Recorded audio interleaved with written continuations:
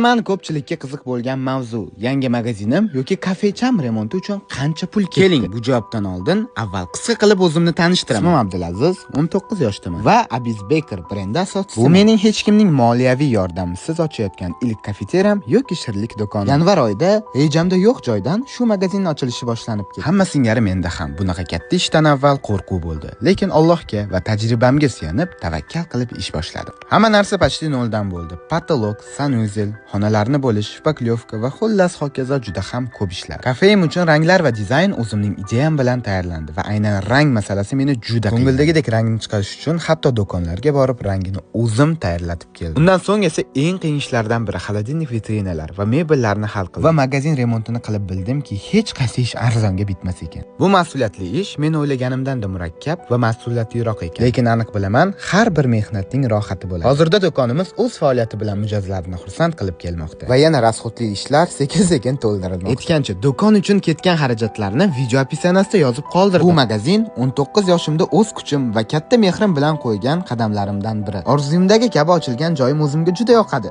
Sizgachi mening didim va tanlagan dizaynim yoqdimi? Kommentariyada yozib qoldiring.